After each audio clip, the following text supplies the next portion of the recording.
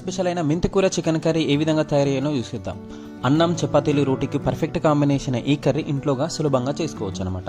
And first మనం ఒక pan తీసేసుకొని దాంట్లో కొంచెం ఆయిల్ వేసుకోవాలి. ఆయిల్ వేడైన తర్వాత మసాలా వేసుకోవాలి. దంచాన్ మసాలా వేసుకోండి, కర్రీకి టేస్ట్ సూపర్ ఉంటుంది. అండ్ నెక్స్ట్ బే లీవ్స్ కూడా యాడ్ చేసేసుకోండి. ఆ తర్వాత సన్నగా తరుక్కున్న ఉల్లిగడ్డ ముక్కలు అనమాట, ఆనియన్స్ వేసుకోవాలి. మంచిగా గోల్డెన్ బ్రౌన్ కలర్ వచ్చేంత వరకు కూడా ఫ్రై చేసుకోవాలి. వాటిలో మనం ఆనియన్స్లలో సాల్ట్ వేసుకుంటే ఆనియన్స్ కొంచెం ఫాస్ట్గా ఉడుకుతాయి అనమాట. కొంచెం సాల్ట్ కూడా వేసుకొని ఫ్రై చేసుకుంటే బాగుంటుంది.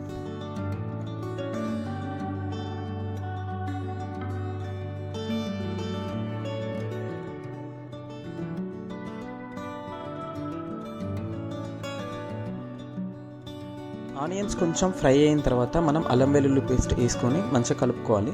పచ్చివాసన పోవాలన్నమాట దానికి, అప్పుడే మనకి కర్రీ టేస్ట్ అనేది వస్తుంది. ఆ తర్వాత కొంచెం పసుపు యాడ్ చేసేసుకొని మంచిగా ఫ్రై చేయాలి.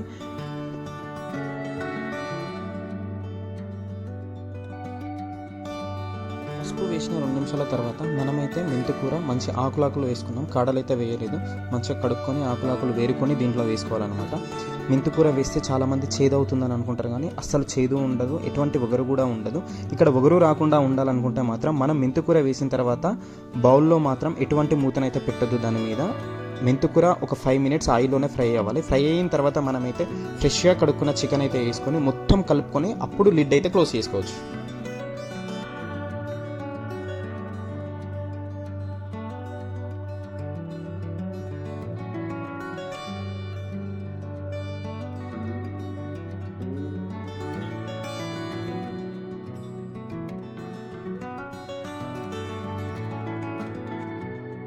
ఆఫ్టర్ 5 మినిట్స్ మూత తీసి చూస్తే మనకైతే చికెన్లోకి నీళ్ళు అనేటివి ఊరుతుంటాయి అనమాట.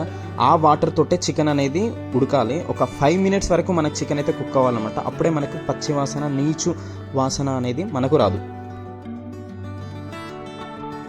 ఆఫ్టర్ 5 మినిట్స్ తర్వాత మనమైతే మూత తీసేసుకొని దాంట్లో మీ టేస్ట్కి తగ్గట్టుగా కారం అయితే యాడ్ చేసేసుకోండి. నేనైతే ఇక్కడ 3 టేబుల్ స్పూన్స్ ఆఫ్ కారం యాడ్ చేస్తున్నాను. And 2 table spoons of salt కూడా యాడ్ చేసేసాను. ఈ కారం సాల్ట్ వేసిన తర్వాత ఈ కారం స్మెల్ అనేది మనకు రావద్దు అనుకుంటే మాత్రం ఇంకో 5 మినిట్స్ ఈ కలిపేసుకొని మూత పెట్టేసుకోవాలన్నమాట. ఓన్లీ ఆయిల్లోనే ఉడకాలి, చికెన్ ముక్కలకి బాగా పట్టాలి. లేదంటే ఇప్పుడే వాటర్ పోసేసుకున్నాం అనుకో మనకైతే స్మెల్ కారం కారంగా ఘాటుగా ఉంటుంది.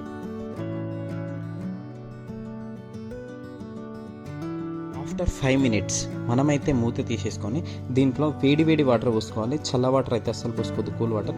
వేడి వాటర్ పోసుకొని ఇంకో 5 మినిట్స్ వరకు మనం కుక్ చేసుకున్నాం అనుకోండి, గ్రేవీ మెంతికూర చికెన్ కర్రీ రెడీ అయిపోతుంది.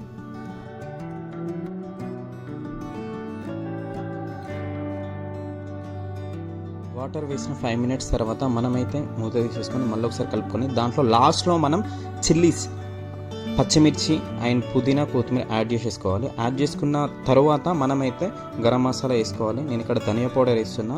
గరం మసాలా కూడా కొంచెం యాడ్ చేసేసుకొని కలుపుకున్నాం అనుకోండి, టేస్టీ డిలీషియస్ మెంతి కర్రీ రెడీ అయిపోయింది తెలంగాణ స్టైల్లో. అండ్ ఈ కర్రీ ఎలా ఉందో చూసి చెప్పండి, మీరు ట్రై చేసి చెప్పండి. సూపర్ ఉంది, టేస్ట్ మాత్రం అదుర్స్ అనమాట. అండ్ ఈ వీడియో కనుక మీకు నచ్చినట్లయితే లైక్ చేయండి, షేర్ చేయండి. మరిన్ని మంచి రెసిపీస్ అండ్ వీడియోస్ కోసం సూపర్ శివ వ్లాగ్స్ని సబ్స్క్రైబ్ చేసుకోండి. బెల్ ఐకాన్ కూడా ప్రెస్ చేయండి. నేను చేసే ప్రతి వీడియో కూడా మీకు నోటిఫికేషన్ ద్వారా వస్తుంది అనమాట. ఓకేనా, ఉంటా, బాయ్.